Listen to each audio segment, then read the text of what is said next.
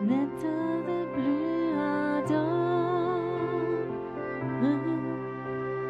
viens, n'état de plus dans ton cœur, viens, tel que tu es ardent, viens.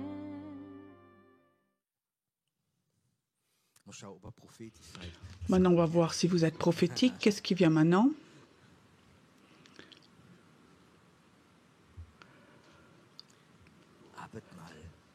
La Sainte Seine. Qu'est-ce que c'est la Sainte Seine? La majorité des chrétiens, même les chrétiens de nom, savent ce que c'est la Sainte Seine. À l'Église catholique, il n'y a malheureusement que des hosties. La majorité des chrétiens prennent la Sainte Seine. Il y en a qui savent, c'est très important, tu peux être béni. Puis, tout de même, dans la Sainte Seine, il y a quelque chose qui a glissé de traditionnel. Il n'y a rien d'autre où il y a plus de tradition qui est rentrée que dans la Sainte Seine. Quand je suis devenu chrétien, nouveau converti dans mon église, je savais que la Sainte Seine, c'était quelque chose d'important, mais je sentais déjà en tant que bébé chrétien, c'est devenu un rituel. On appelle les anciens devant, il y a 3-4 versets bibliques, il les prie, et après le vin passe, le pain, mais il y a plus. Mais je me disais, il doit donc y avoir plus quand même. Vous aussi, vous pensez qu'il y a plus? Mais on n'avait pas tout à fait trouvé la clé pour ça. Je crois que la bonne clé pour la Sainte Seine, on la verra seulement au ciel, parce que lui a dit, nous, on va plus boire et manger jusqu'à ce que nous, on fasse ça en haut, au ciel.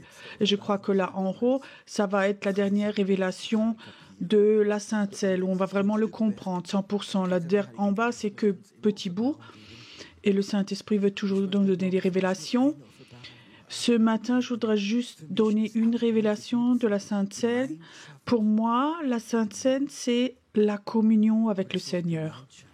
Mais le mot communion est parfois difficile à comprendre, on ne comprend pas bien. Je me rappelais ce matin, dans notre église, on avait une jeune fille très gentille, chrétienne. Je sais que son cœur, le désir de son cœur était d'avoir un copain. Elle voudrait se marier, avoir des enfants. Ce qui est un besoin, une demande légitime. Même beaucoup de gens ont prié pour elle parce qu'elle était jolie, elle avait un bon boulot. Mais maintenant, elle doit donc trouver quelqu'un. Et effectivement, je ne sais plus comment, quelque part d'une autre église, elle trouvait quelqu'un, un jeune homme, beau, gentil, croyant, chrétien, il vient d'une bonne famille. On s'est tous réjouis avec elle. Et alors, ils se sont rencontrés, ils ont appris à se connaître, et waouh, toute l'église s'est réjouie, c'était beau. Mais après 8 jours, je l'ai vue, elle n'avait pas l'air tellement heureuse que ça. Et après 10 jours, elle me dit, elle a arrêté cette relation. On était tous choqués, parce que ce jeune homme était très sympathique, il avait bonne allure. Et alors elle me raconte, tu sais, j'en pouvais plus. Après 10 jours, j'étais épuisée. Alors je dis, mais pourquoi? Tu sais, il était gentil et tout, mais il n'arrivait pas à m'écouter. Il n'arrêtait pas de parler. Il faisait que de parler. Alors quand on se rencontrait pendant 2 heures, pendant 1h50, il ne faisait que de parler. Il n'arrivait pas à écouter, il faisait que de parler. Et alors tous les soirs, il me téléphonait pendant presque 2 heures. Il n'arrêtait pas de parler. Moi, j'étais fatiguée, je voulais dormir. Il n'arrêtait pas. J'arrivais même pas à parler entre ces mots. Après 10 jours, elle était épuisée, elle n'en pouvait plus. Elle voulait plus rien savoir. Elle n'arrivait pas à être en communion avec lui. Il n'écoutait jamais. Maintenant, commençons à réfléchir. Est-ce que ça se pourrait aussi par rapport au Seigneur? Waouh! Qu'est-ce que nous, on peut raconter au Seigneur? Toute la Bible, on peut lui donner un enseignement biblique.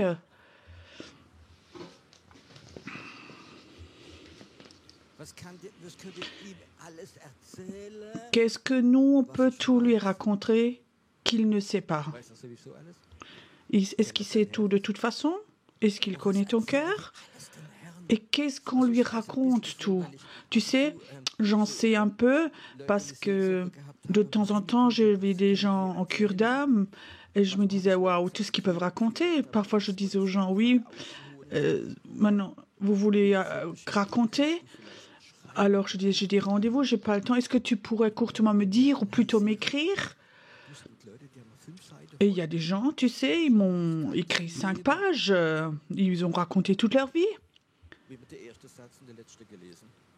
Et j'ai souvent lu la première phrase et la dernière, ça allait plus vite. Imagine si toute la journée, je lisais comme ça des CV de tout le monde. Je crois que c'est presque une maladie chez certaines personnes qu'ils ont ce besoin de tout raconter, de raconter tout ce qu'il y a en eux. Et ça, c'est pas de la communion. La communion, c'est un échange et ça n'a pas toujours besoin d'être des paroles. Je sais quand mon papa, il se réjouissait toujours quand il était âgé, aussi vers la fin de sa vie, quand je venais le visiter. Je lui demandais toujours, je peux t'apporter quelque chose? Non, non, j'ai tout. Quand tu es là, je suis tellement content. Et tu sentais, quand je venais, je m'asseyais, je buvais une tasse de café. J'avais plus tellement de force pour parler, mais il était heureux. Mon fils est là, mon fils est là.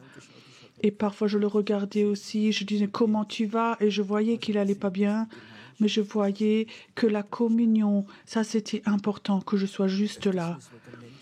Et souvent, il faut qu'on comprenne des choses humaines pour comprendre Dieu. Dieu se réjouit quand tu viens. Dieu se réjouit quand tu veux être en communion avec lui. La Sainte Seine, c'est pas que nous allions chez Dieu et nous lui raconter tous nos problèmes. Comme la vie est terrible, comme la voisine est terrible, ou le conjoint, les enfants, tout ce qu'ils font. Ça, c'est du stress. La Sainte Seine, c'est d'être en communion avec lui. Ça veut dire d'arriver à un moment où tu deviens tout calme, où ce qui est humain, tu l'enlèves pour comprendre le spirituel, le divin. Avec notre tête humaine, on ne peut jamais comprendre Dieu. Il faut qu'on enlève ce qui est humain et qu'on arrive au niveau du divin. D'enlever ce qui est humain, ça veut dire arriver à aller dans le calme. Et je sais que c'est très difficile d'arrêter de penser et surtout de parler. Devenir tout calme, se calmer, d'être en communion, d'être heureux et d'être dans la paix de Dieu, de savoir qu'il y a un Dieu qui sait tout, qui te connaît de 100%, de venir chez lui. J'ai pas l'impression que j'ai quelque chose à te dire. Tu me connais, je viens seulement dans ta présence pour venir dans ta paix. Nous vivons dans un monde où tout est de plus en plus vite, tout est plus compliqué et notre société de consommation, c'est toujours plus vite et les gens sont toujours occupés, toujours online, toujours sur leur portable, sont toujours joignables. Leur tête n'arrête pas de tourner, de réfléchir et alors ils disent « Dieu me parle ». Moi, je te dis, c'est presque impossible. Je me rappelle encore cette histoire de Bob Mann qui me racontait. C'était pendant un culte. Il n'avait pas toujours 70 ans. Il venait devant cet homme et il dit « J'aimerais avoir le baptême de l'esprit, parler en langue ». Mais il ne connaissait pas le passé de cet homme. Alors il prie pour cet homme. Ce qu'il ne savait pas, cet homme... Il y avait déjà 30 personnes qui avaient prié pour lui. C'était quelqu'un de très intellectuel et il réfléchissait, il faisait que de réfléchir. Il ne recevait jamais rien. Et il venait chez Bob Mann et alors il tombe cet homme et il était un peu mal positionné et il tombait avec sa tête sur le coffre d'un accordéon. Et c'était assez pointu. Il est tombé et ça faisait bang avec sa tête contre ce coffre d'accordéon et on entendait vraiment un gros bruit. Il s'assied après et après il fait kalabashokala.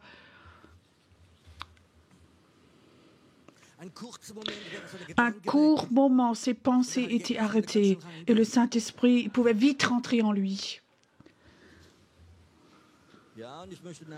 Oui, et après ce test, on avait 3, 4 marteaux en plastique et les anciens vont prier et ceux qui font de l'ordre vont taper dessus. Non, non, c'est de la blague, c'est de la blague, c'est de la blague.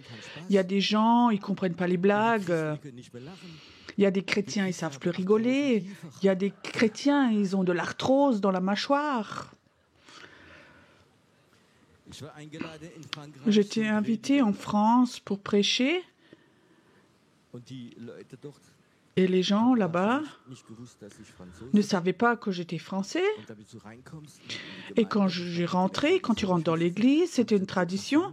Ils avaient comme ça des grands drapeaux, France et de l'autre côté un Allemand.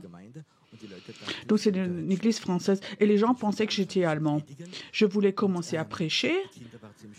Les enfants étaient aussi dans l'église et ils étaient assez bruyants. Et je disais, dans notre église, quand les enfants font du bruit, on les met souvent au congélateur. Alors, il y a des gens, ils ne comprennent pas les blagues. Devant moi, dans la première rangée, il y avait 2 personnes âgées et elles disaient « Et les Allemands sont toujours encore comme ça ?»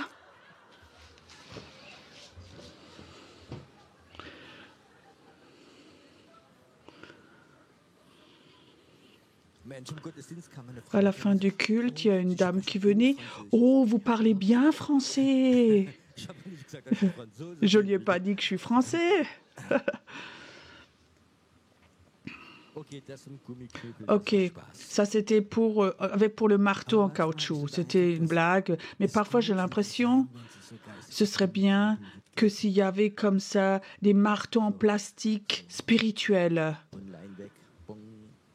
Online, on l'enlève, boum, on tape dessus et on va dans la paix de Dieu. Je crois que ça aussi, c'était une expression qu'on avait à l'époque, qu'on avait exagéré sans doute, c'est le repos de Dieu, le repos de l'esprit, où on priait pour des gens, et ils sont tombés. Parfois, c'était aussi c'était pas un jeu charismatique. Et ils étaient là et on disait que c'était le repos de Dieu, se reposer dans l'esprit. Et je disais, moi, quand j'ai vécu, où Dieu parlait, où on allait comme ça dans le repos de Dieu. Plus tard, après, ça allait dans une mauvaise direction, tout ça, mais c'était un bon temps, ce repos dans l'esprit, d'aller dans ce repos. Pour moi, c'est beau quand les gens chantent et dansent dans la louange, cette joie dans cette cour extérieure, mais il y a aussi une cour intérieure, et le lieu saint est très saint, et le lieu très saint, où on ne parle pas, où il n'y a que Dieu qui parle. Le haut prêtre pouvait une fois rentrer et il n'avait même pas le droit de parler, sinon on serait tombé mort. Et ça, c'est l'endroit où Dieu parlait. Quand Jésus est mort, dans le temple, le rideau s'est déchiré du haut en bas. Ça signifie, nous, on a le droit d'aller dans le lieu très saint. Amen. Chacun qui est né de nouveau a le droit d'aller dans le lieu saint. Le rideau est déchiré. Mais parfois, nous sommes tellement occupés que nous vivons toujours dans la cour extérieure et on prie dans la cour extérieure, on chante dans la cour extérieure. Parfois, on rentre un peu plus dans l'onction et c'est beau. Oui, j'ai senti l'onction, j'étais dans le lieu saint, mais on n'était pas dans le lieu très saint. Le lieu très saint, c'est un endroit où tu ne parles pas, où la présence de Dieu est là, où Dieu est. Et ça, c'est l'endroit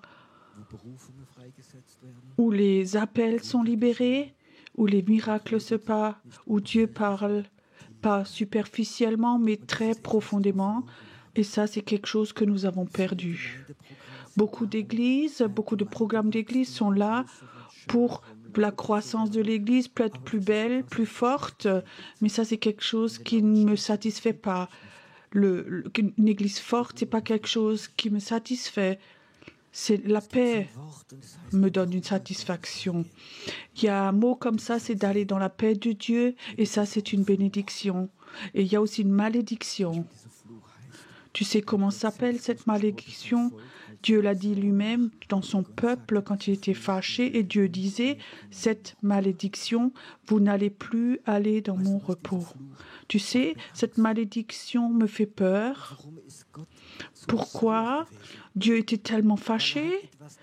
Parce qu'il avait fait quelque chose, le sabbat, pour que ses enfants peuvent venir à lui, qu'ils arrêtent de travailler, de faire, simplement pour venir dans sa présence, dans communion avec lui. Il voulait avoir la communion. Et Dieu a appelé.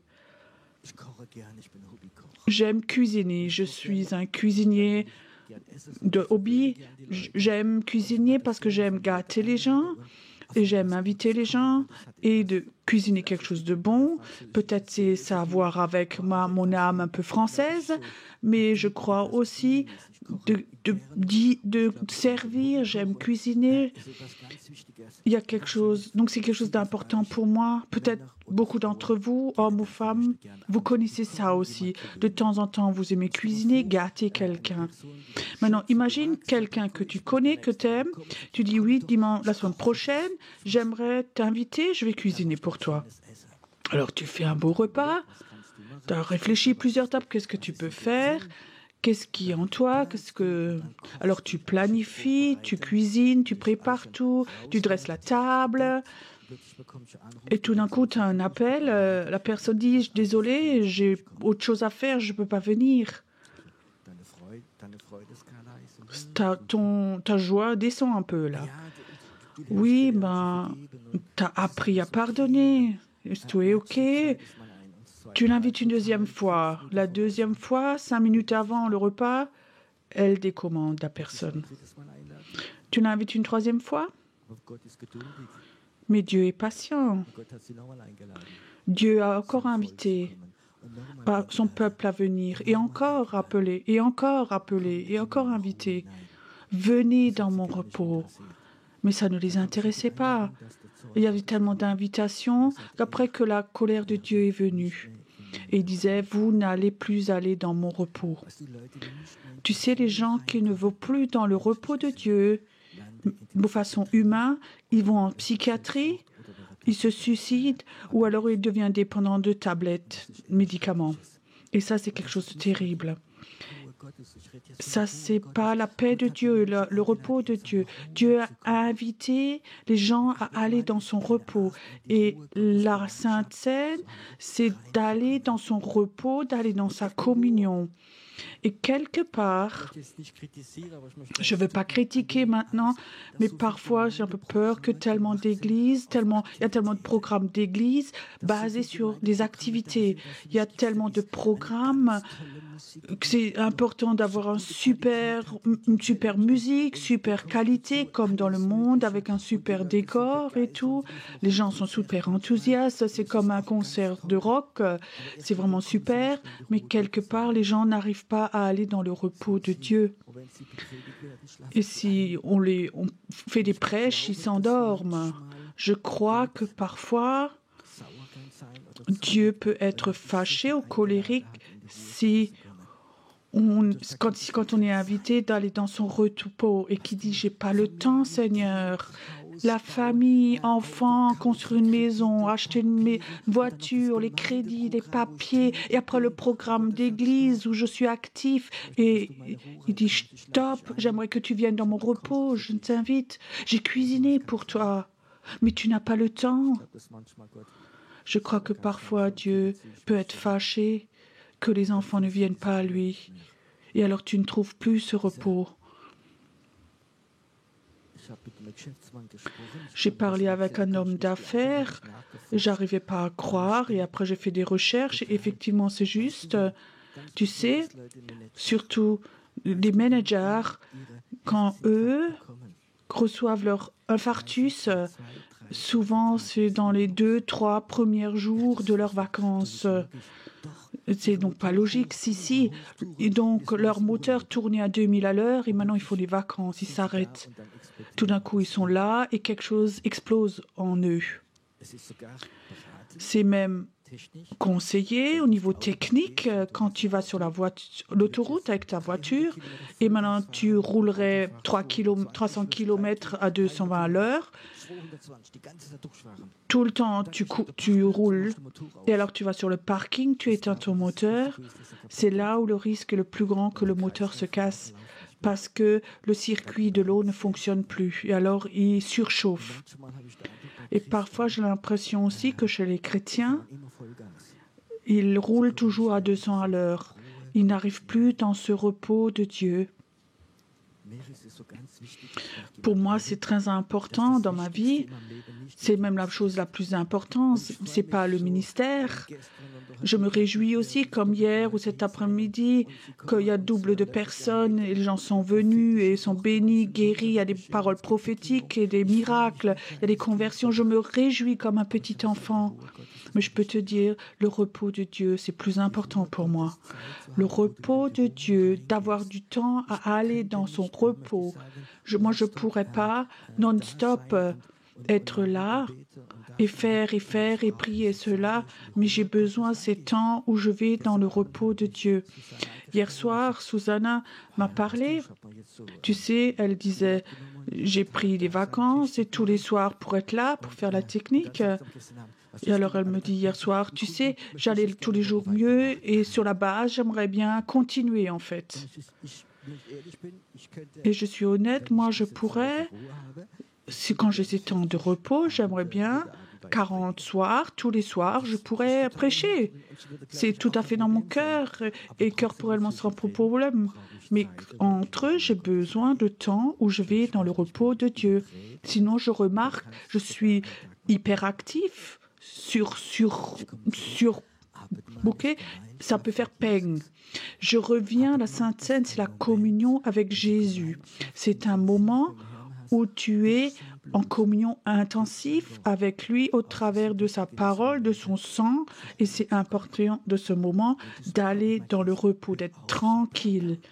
Quand tu vas à la Sainte Seine, arrête de parler, même avant, arrête de parler. Seigneur, j'ai besoin encore de ceci, cela, et mon fils, et j'ai besoin de ceci, mes enfants, et tu viens là devant. Et tu as raconté plein de choses au Seigneur, peut-être qu'il est KO. Moi, je m'enfuirais en courant. Si tout le temps, tu me racontes tous tes problèmes, soit j'achète des bouchons pour les oreilles ou je m'en irais. Vous comprenez cela? Et tu sais, le Seigneur se réjouit d'être en communion, de que tu viennes à lui sans rien demander, sans condition, sans lui raconter quelque chose qu'il sait de toute façon, de dire juste Seigneur, j'aimerais venir être en communion avec toi. J'aimerais me rappeler que ceci, c'est ton sang que tu as versé pour moi. Ça, c'est ton corps qui a été brisé à la croix pour moi. J'aimerais venir avec cette attitude de reconnaissance. J'aimerais venir chez celui qui est crucifié, veut être en communion avec lui. C'est ce que je souhaite ce matin, qu'on ait ce temps où toute atmosphère de stress s'en va. Dans la Bible, il y a souvent cette parole et je l'aime. Je me sens, Dieu voudrait que tu te sentes à l'aise.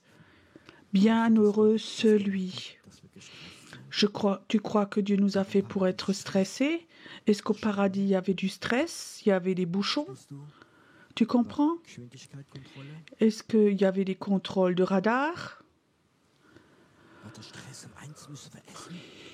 Et ce stress, à 1 heure, il faut qu'on mange? Non. Au paradis, il y a une grande détente.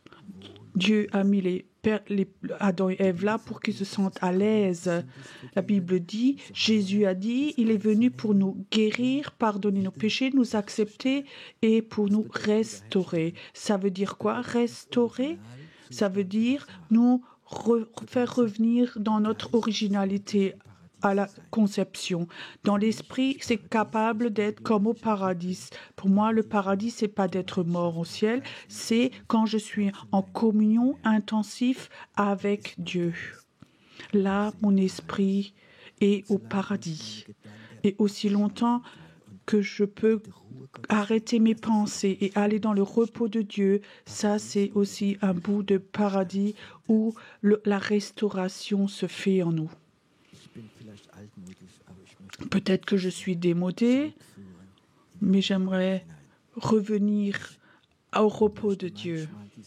Moi, j'aimerais parfois ces cultes stressants, les déstresser, et que les gens vont chez eux, disent « Waouh, je suis arrivé chez Dieu, je suis détendu » et de ne pas passer encore un programme et encore un programme. J'étais dans la présence de Dieu et tout stress est parti. Je suis complètement heureux. Ça, c'est pour moi le culte. Ça, c'est le désir de mon cœur tout au fond. Et nous allons fêter la Sainte Seine ce matin. Et j'aimerais la fêter tout simplement. Personne n'a besoin de venir et dire ces mots, mon corps brisé, et il faut que tu te contrôles, mais tu es devant Dieu. Et tu dis, Seigneur, j'aimerais me sentir à l'aise. Il y a un vieux chant que j'aime beaucoup, la paix de Dieu remplit ma vie. Ou la tempête, de tout ce qui est là, tu veux avoir la paix.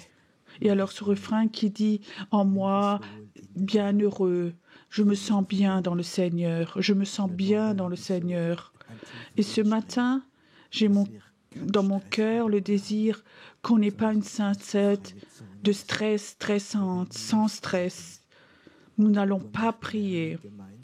Nous va apprendre à être en communion. On va chez le Seigneur, celui qui a donné sa vie, qui a versé son sang et donné son corps. Et on va avec cette attitude de remerciement. On va chez le Seigneur.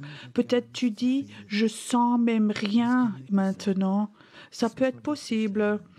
Il faut qu'on apprenne de nouveau à déstresser, à méditer de nouveau, à s'attendre au Seigneur.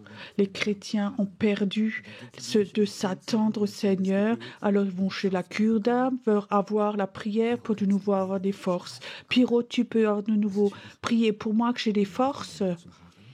Mais il faut s'attendre au Seigneur et tu recevras de nouveau des forces que tu voles comme un aigle. Tu comprends?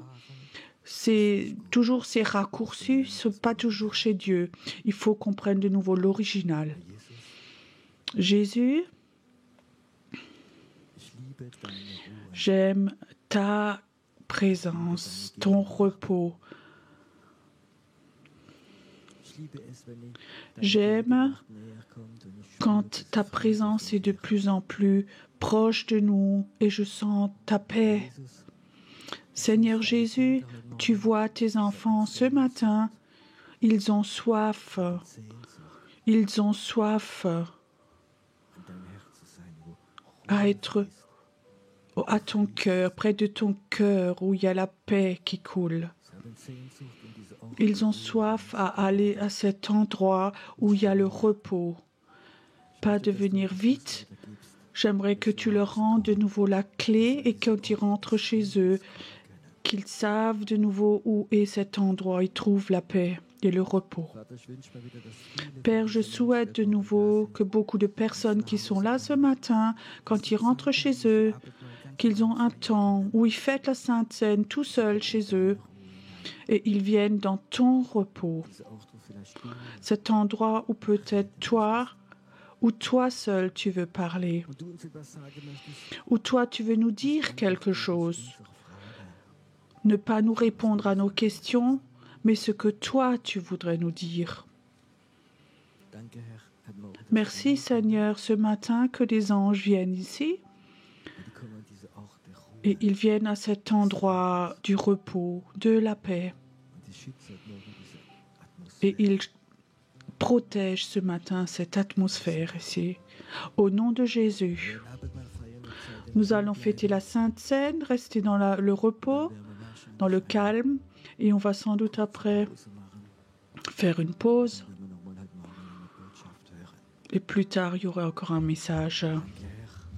Merci Seigneur pour ta présence. Et j'aimerais dire ce matin, prenez-vous le temps. Ce ne sont pas les soldes, mais c'est la table du Seigneur. Il y a assez pour tout le monde. Ne courez pas tous devant, que devant il y ait 50 personnes en même temps, mais va devant. Tu es invité à la table du Seigneur.